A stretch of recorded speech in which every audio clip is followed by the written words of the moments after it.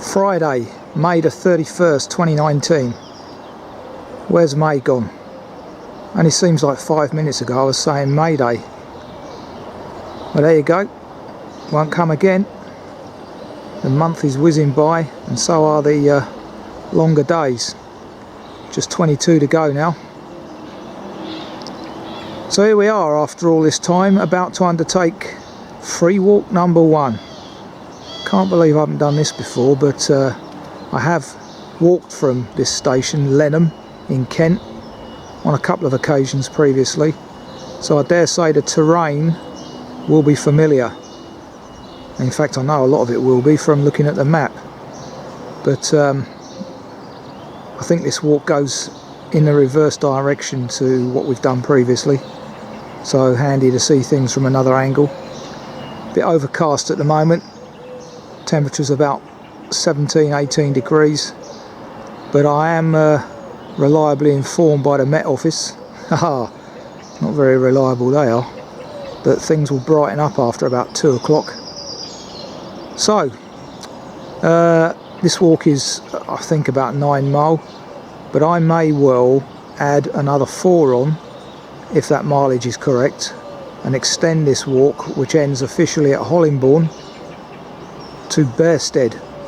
See how we feel later, and how many stiles I've had to cross, because by all accounts there are a number on this walk, and for each and every broken one I'll have to Pathwatch report it, because Kent, in my experience, is the worst county of the lot for maintenance.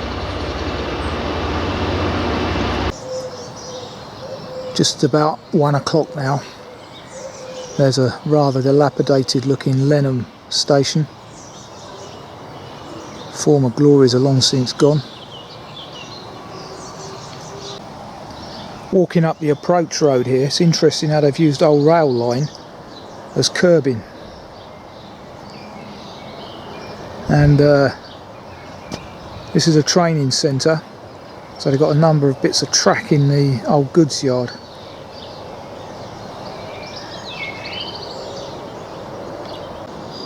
Just approaching the end of Station Road, the T-junction where we turn right. North Downs Way directly is left.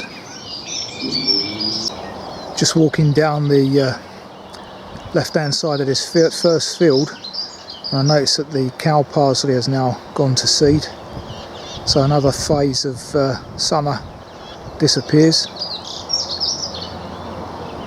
Downs are just coming into view in the distance.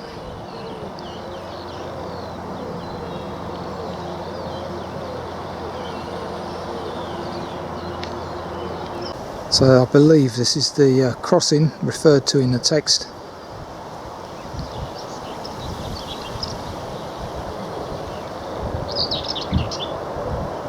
Message there about damaging it, allowing dogs to cross unheeded, or sorry,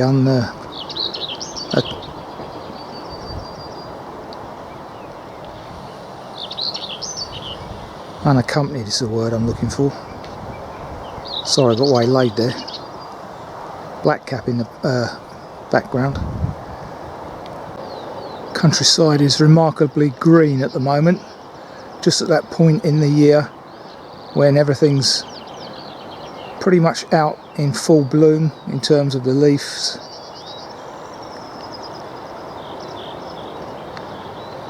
Now, I've just been reading an article in South East Walker about the crossings situation, and one writer has mentioned that in this country we do not have the obvious warning bells that they have on the continent, i.e. when a train is due you get a little alarm bell at each of these crossings. That would be one way of dealing with the so-called health and safety problem, but as we well know, that is not the real issue with Network Rail. Amazing. One rambler here has walked right in the concrete, left forever their imprint.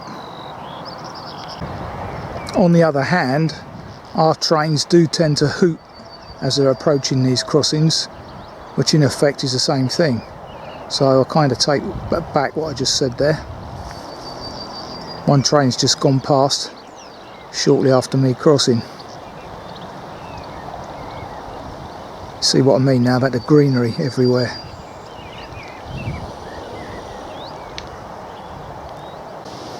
Got that cross coming into view that I've recorded before.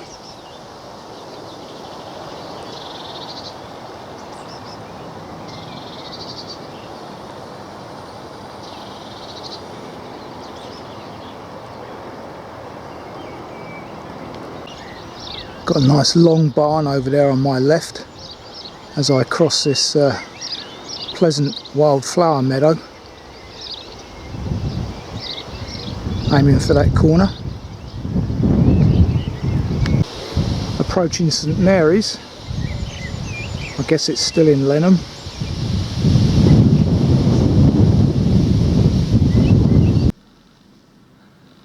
Quick interior view of St Mary's.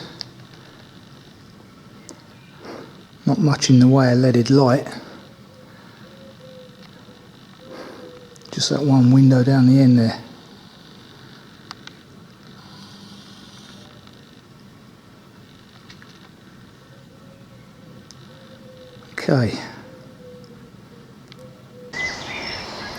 Okay, leaving the road 160 metres on, and I'm assuming it's this path up towards the community and medical centre that we take.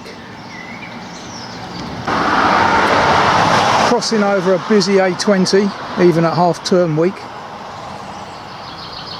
And the onward journey again this year is through Rape, but it doesn't look too problematical.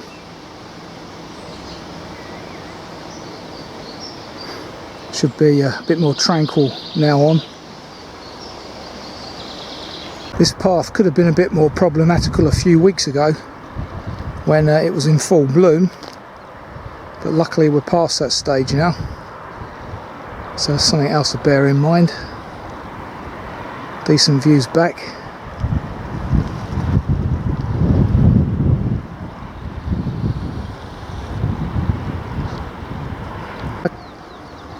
Okay, the main route to Charing goes right here, having reached the North Downs Way. My onward journey though is left for 650 metres. And I've just noticed one of those very large snails. Nearly trod on it, thankfully I never. Not sure what kind of snail that is, but I shall have a look later. I think they're quite rare. 1:30, still no sign of the sun. But here we are on a relatively good walking path now, the North Downs Way. One of the original way markers indicating 92 to Farnham, 21 to Canterbury, 33 to Dover.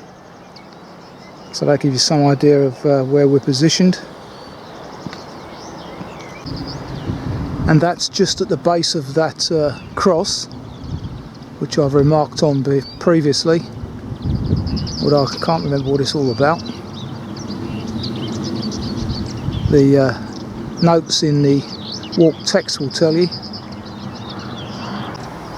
as does this brass plaque actually at the base of the cross. It's to commemorate the dead of the two world wars.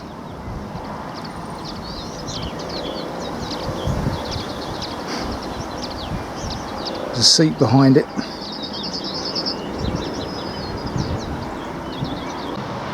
You can just about make out the South Downs, I believe, in the far distance, across the Weald.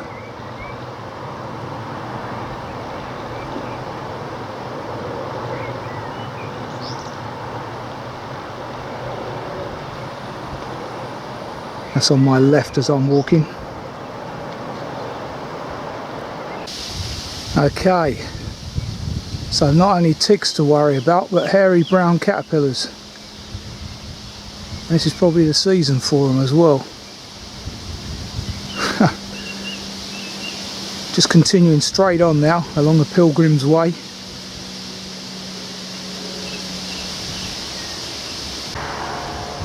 Well, that's good to see.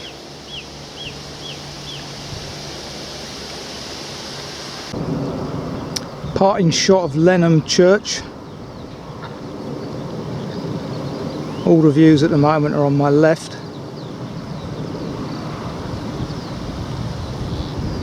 Coming up 2 o'clock, still no sign of the sun. The Met Office once again going to be wrong.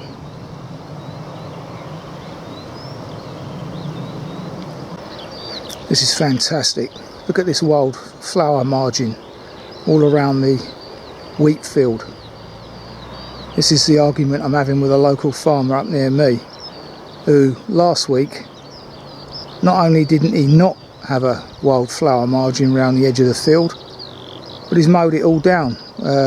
What was there? Absolute idiot. Okay, we reach a lane about 600 metres further on, and typical of Kent, this is the way ahead here. Turn right through this overgrowth. Unbelievable, they are really unbelievable, Kent. This is the other side of it. I took a little diversion just to the right of this official path, and amazingly the farmer's done his bit. Just gone 2 o'clock. Views back from just in front of the footpath post before the farm, and still quite overcast, worryingly.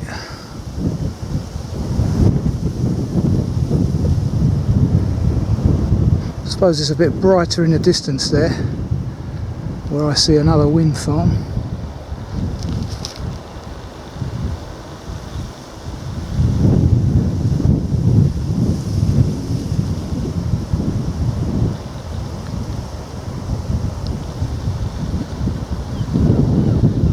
Brighter over that way, so fingers crossed it'll get here.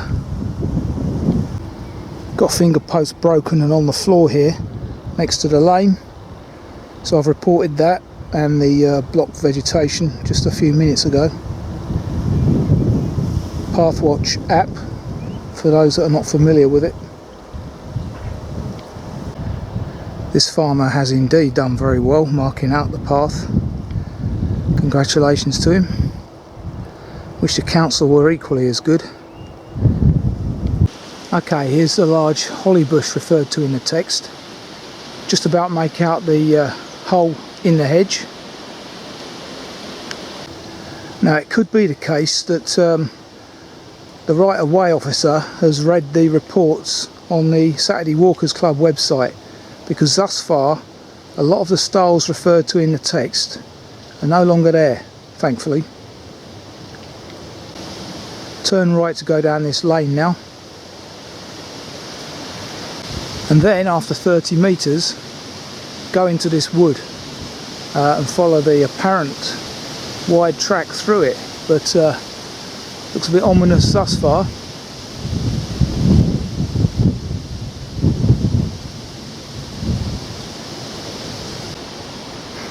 Looks like this would have been a lovely bluebell wood a few weeks ago. Again, the seasons whiz on and they're now history. So this is the path through the wood.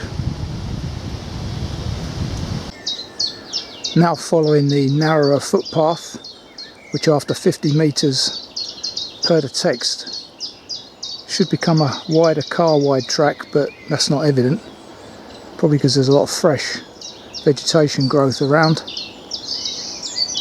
Plenty of chiff-chaffs in here. Lovely. Per the text, got a lane on my left here. Continue on straight ahead along the narrower path, ignoring this merge from the right. Continue on straight ahead at this cross paths here. Very decent and tranquil walk at the moment. I've only seen a couple of people thus far, and that was on the fringes of Lenham. This is how I like it, just me and nature. Clearly, since the text was written many years ago, things have changed on the ground. So the car wide track junction isn't that obvious, but this footpath marker here to the left is 210 degrees. You certainly need a compass on this walk, especially in the woodland. And that's where I've come from. So here we go, first stile of the day. Let's see how stable it is. Once again, the farmer certainly appears to have done his bit on the other side. No problem, nice and secure. Ignore that stile on the left there. Wonderful verge we've got here. Buttercups. That lovely sort of crimson coloured flower that I don't know the name of. Should do after all these years, but I hear there's an app now that's available to do exactly what I suggested several years ago. You take a photo of the plant and somehow the app identifies it. Can't remember the name of the app, but if you look on one of the stores, I'm sure you'll find it. I will investigate that myself when I get enough space on my phone, which, as well as this handy cam, needs replacing. Not enough storage room on there.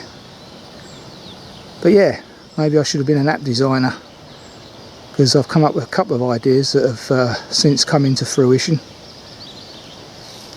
Turn a right here, following the wood on your left. What is that development over there? Houses or mobile homes? Soon find out.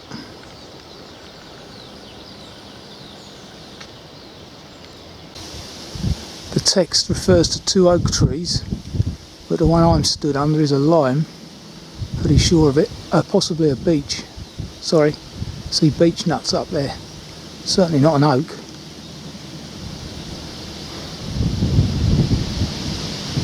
That's where we've come from. And that over there is a chalet village. Fantastic. Wouldn't mind living in that sort of thing myself. I wonder how much they are out in the woods. Nice and peaceful. Okay, you've got 2 stiles here, very close to each other. One which is completely useless, which I shall report, and the second one I've got no idea what that's doing, because I'm not sure I'm even going in that field. But there seems to be an indication that you can continue along the edge of this field that I'm already in, because there's a path along it. I'll see what the text says and see if it comes out in the right place. Well, unfortunately I couldn't report the first stile because I couldn't get a signal. I was hoping that Pathwatch app would work off the GPS alone, but clearly it doesn't. It needs a mobile signal, and I haven't got one here. I did learn a few minutes ago that that development over there is called Pilgrim's Retreat, Harrietsham, and it is quite new. So I think that's a good idea, particularly for older active folk that want to be out in the countryside and not spend a fortune. Chalets like that, wonderful these days, very modern. I'll check them out on Rightmove. Now crossing through a caravan park, so certainly plenty of outdoor living going on in this area. Yeah, the text is really in need of an update, I think, because having just left the slightly wooded area referred to in the text, I'm not 100% convinced I'm on the right trail. Anyway, we've got Kissing Gate now, So I'll get the old compass out and see if 330 degrees takes us to where we need to be. There's the gap in the hedge referred to in the text. So I'm stood on the brow of the hill, and lo and behold, it comes into view.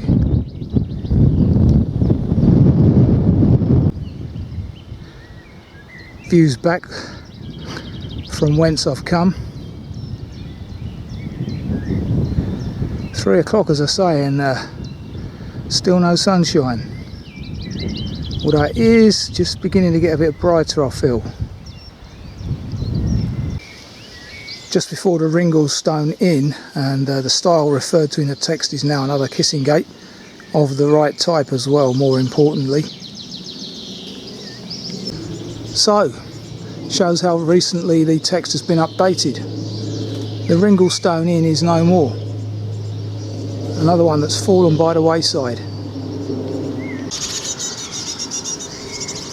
That's very much a shame, because as you can see, the right joyous and welcome greeting to ye all is no more. Now interestingly, great tits have found a home here. You can hear the youngsters in there, probably their second brood by now. Yep, the old parents have got hold of me.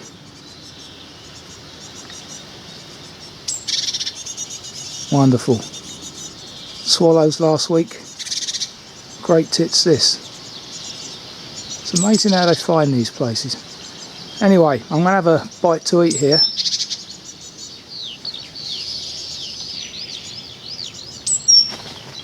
The old picnic table's still outside, so I shall use that.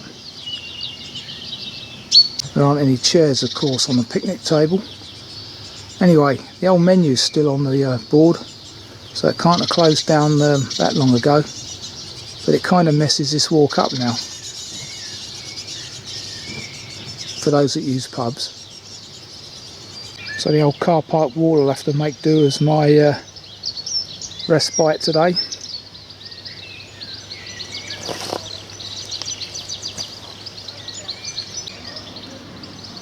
Yeah. 20 to 4, lunch has been had. And the good news, I guess, is that, as you can see, the pub is under offer. So whether that means it's going to reopen as one, I do not know. But watch this space, because it is an important position on this walk. 5 mile in, or thereabouts. It's about halfway through the main walk. Anyway, let's press on. Almost opposite the pub, we then take this byway, restricted byway.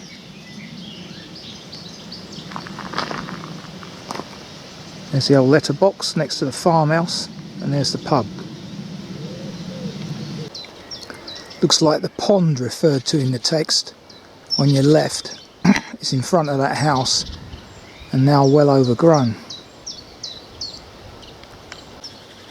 Here's our onward journey through yet another very pleasant flower meadow. Entering a field now full of young sheep, freshly shorn. All of those on me, of course. Onward journey is ahead along the right hand side of this field.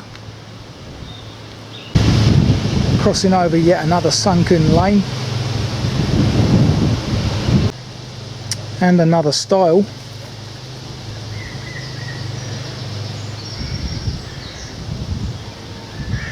The onward journey here is very clear.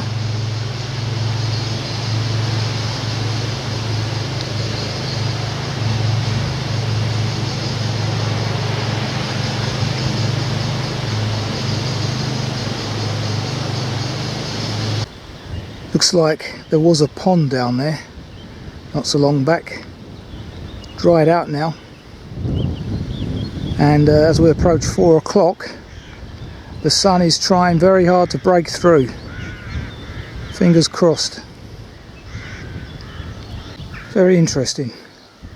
It looks like someone is very quick to barb wire up a potential gap there, yet they're not very quick to A, trim back the vegetation, or B, repair the stiles. Almost as if they don't want us walking across here. Just outside Yew Tree Farm, herd of cattle there, surprisingly indoors.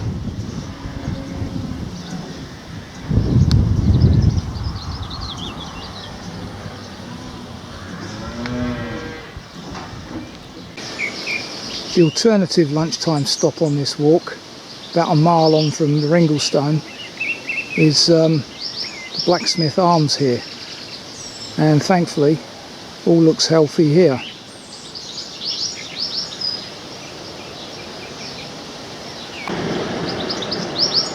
So there you go. It's not open at the moment though, so confirmation of opening times would be needed.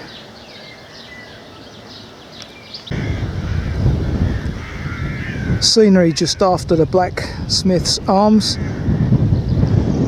about 6 miles in this is, and no sign of the sun again. Wind's picking up as well, which doesn't bode well.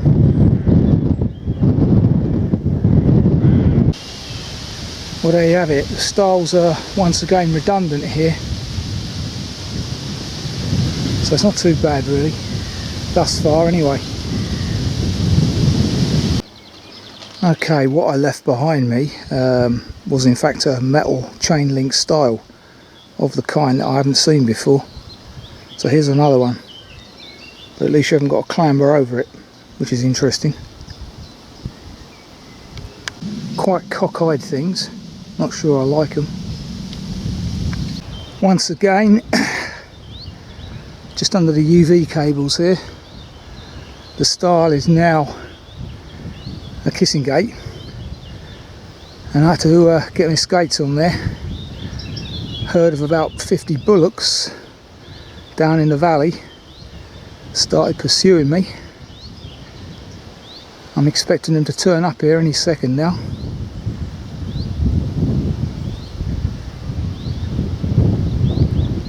So I'm guessing this temporary measure is supposed to be the next stile. Okay, it's 4:45 already, and I've wasted a good bit of time here because of the electric fences and horses. The official route per the text, you can't follow it.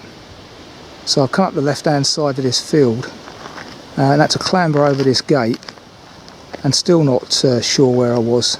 But I've just spoken to a local who happened to be passing in a car up to the farm. Slough House Farm, I think it is. Sorry, Saywell Farm, and she's directed me back this way to the lane, and that should get me back on track. But as I say, good bit of time lost here, and I often find this in Kent, that electric fences go up where they shouldn't, diverting the official path with no diversion signs, and hey ho, even with GPS, which doesn't work without a signal, which is a common problem around here, you're stuffed. Back to the old map reading. Okay, this section's a mystery. I'm not quite sure how you get to where I am presently stood, which is near Cooper's Farm on the map, but that section needs rewriting, I think, because this is a restricted byway. This is the road down to Hollingbourne. My journey's on the other side of this wood, past the farm. Well, it says private road there, but it's on the map as a byway. Okay, the footpath after the road crossing is not signposted at all, very difficult to find. So it's just gone 5, I reckon I've wasted about 35-40 minutes there, just trying to get back on track here. So that's one negative thus far on this walk. Okay, 5:15. I now remember this section of walk from when I last did it, and I had the same problem back then, many years ago. The overhead pylons here, small ones, enter the wood, and that's our onward journey. And the sun's just breaking out, amazing, about 4 hours late. Interesting feature that on that barn conversion at the back of Cooper's farm. Another stile missing here, thankfully. A couple of yards to the left of the mini pylon run entering the wood. Passing through the horse blocking barrier, but it doesn't seem to work because I did notice hoof prints on the path through the wood. That's what happens when you take the stiles away, I guess. Now entering the Woodland Trust's Hucking estate, and the sun's out, as you can see. So because of that now I'm inclined to extend this walk if I can get to the Dirty Habit in time. That's a pub. Very decent section of walking now.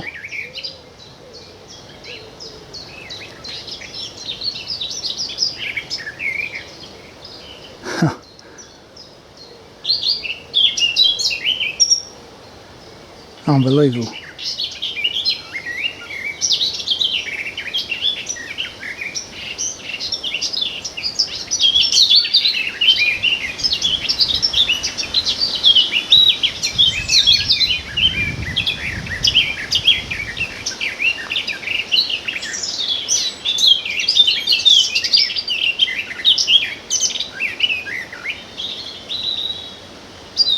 Are they blackcaps or nightingales?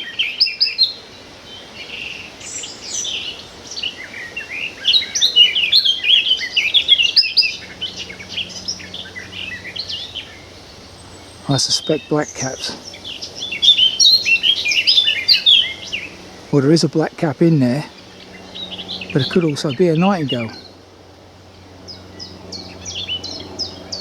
Seems like I'm obsessed with nightingales at the moment.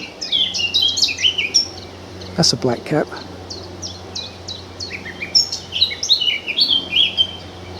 Anyway, very pleasant evening now. So just as the track I was on turns right, we take this path through the horse blocking barrier to the left.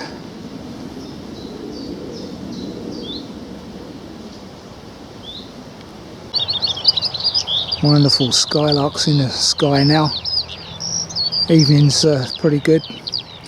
Sun's out, all is good. Just about to descend towards Hollingbourne, where judgment time will come. Whether to extend or not, let's see. Well, that sounds ominous, doesn't it?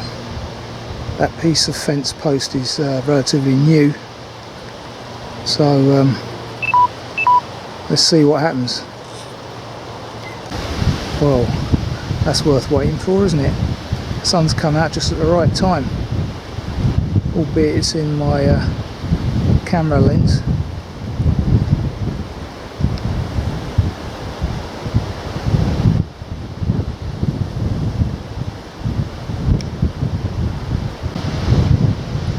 Yeah, wonderful. I think that dark hedgerow down below is the path I would take if I extended the walk to Bearstead.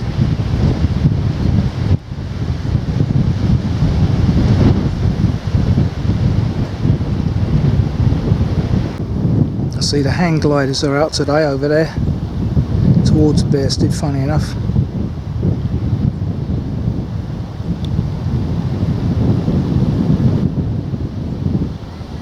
A lovely evening it is now.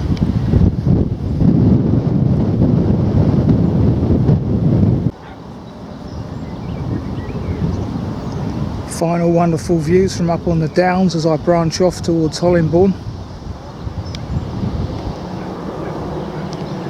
with the Longhorns on my right. 10 miles just done.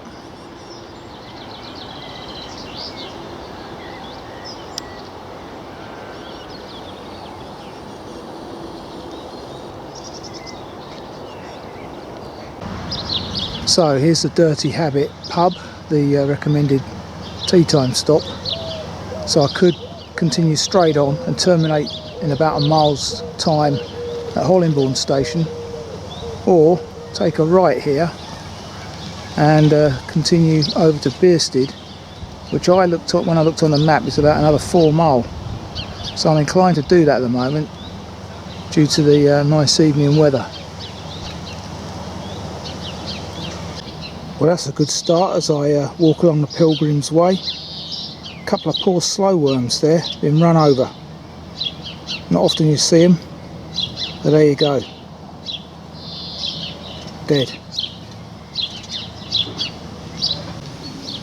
As you can see, this Pilgrim's Way that I'm following is in fact National Cycle Network number 17, commonly known as Pilgrim's Cycle Trail. So although it's not actually a footpath, it should be relatively quiet. Although it's probably better to take the North Downs Way, turn right where I turned left, and continue to Thurnham that way. It's an interesting alternative to walk along the Pilgrim's Way and look up. Anyway, either way can be taken. Further views looking back at the Downs.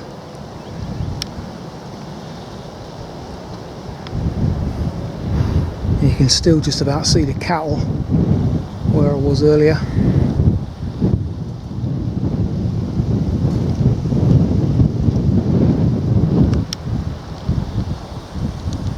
Not so breezy now, and obviously a whole lot warmer.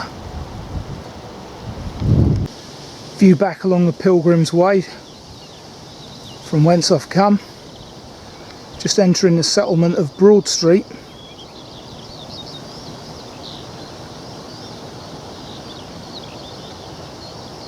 So there you have it, Pilgrim's Way. The last time I was down here in Broad Street, I recall seeing my first swallows one year.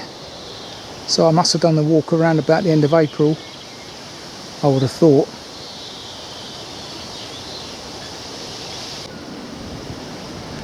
Interestingly, Kent are pretty quick to cut all the vegetation off this lane.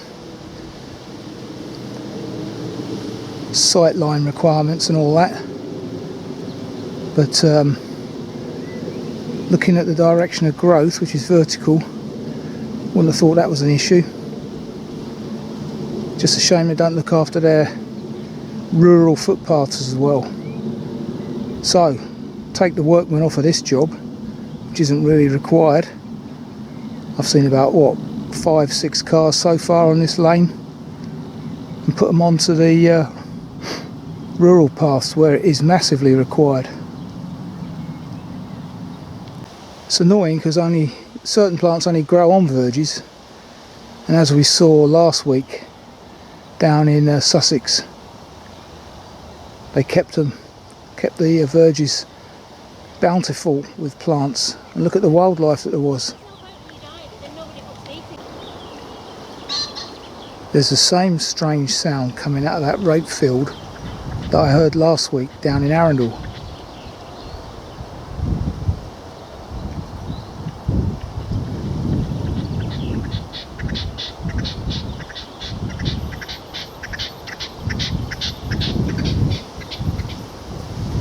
Very strange.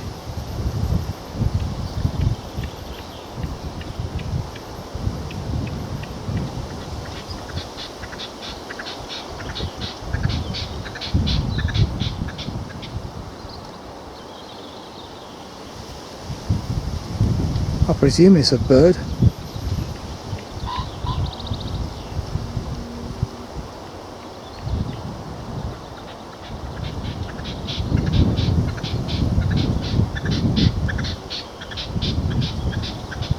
Could be partridge, I suppose, of some kind. I have to check that out. It's intriguing me. Looks like the remnants of an old orchard here on my left. They really are wildlife havens, and I'd like to see as many reintroduced as possible. Wonderful. But here we've got the ghost of one. I think it's plum. Sorry, could even be cherry actually. Yeah, cherry orchard. Wonderful.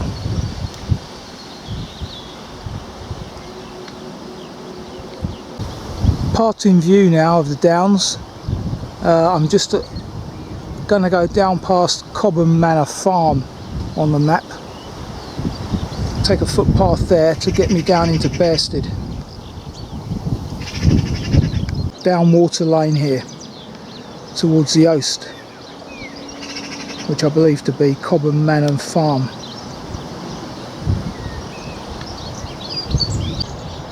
Passing the Cobham Manor Hall and Riding Centre, and opposite, just before this lovely Oast conversion here, is our onward journey. Just gone 7. No signage at all for this last section, but there's a little brook on your left according to the map, and we're ultimately going under the M20.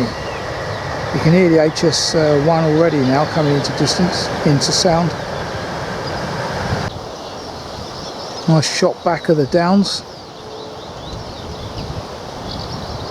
Looking at the map, I could have stayed on Water Lane anyway to get to the same place under the M20, but this is far more scenic.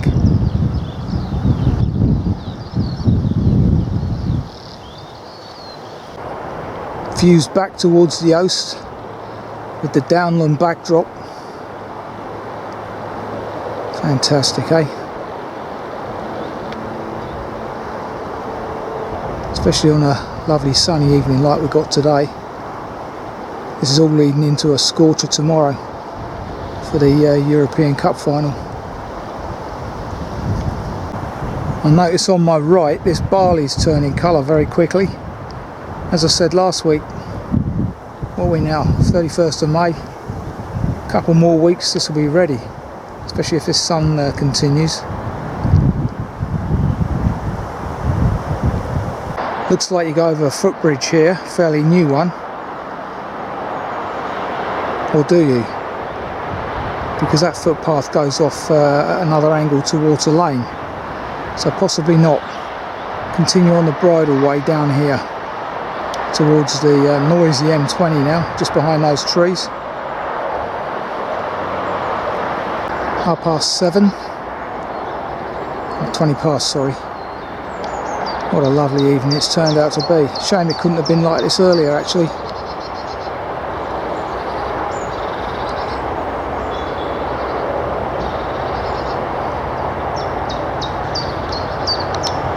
That's it, just as we now go under the M20.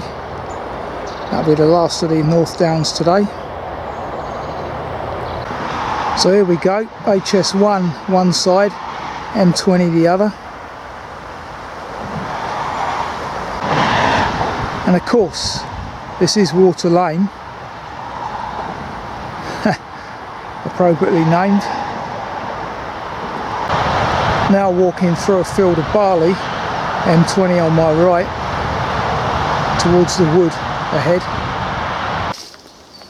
See, there is a bridleway marked here and at the roadside, but when you get actually into the field of barley, no evidence of it. So just as well we've got GPS's and OS maps today, because I was able to follow my path using OS maps. So here we are, about 7:45, 6.5 hours, 14.7 miles later, with some time lost in the middle. Back at Bearstead, the station for Leeds Castle, as you see, but not much going on here at the moment. That was a very good walk, I must admit, and well worth extending it to Bearstead. preferably via the North Downs, I would suggest, having done the Pilgrim's Way version just now. North Downs version would obviously give you the better views and is off-road, albeit that the Pilgrim's Way there isn't much traffic along that lane anyway, and towards the end there the path is not evident. Farmer hasn't put it back in place, so you have to use technology to get across that field, as I did. But anyway, got here in the end, and as I say, that was a very good walk, surprisingly so actually. Stile numbers have reduced, stiles that exist, some of them are awkward to get over, and I'm talking from the perspective of someone that is slightly hindered. But anyway, yeah, lots of variety in that walk. Shame the sun didn't come out earlier, but that's basically why I extended it, because it did in the evening from about 5 till now, so we've had a few hours of it. So yeah, free walk number 1, the very first one, completed. It does need rewriting though, I would suggest, and updating, because obviously the pub's gone and there are a number of overgrown areas in it that need dealing with, particularly that section where I got lost in the middle, which I shall note on the comments section of the appropriate walk. Till the next time.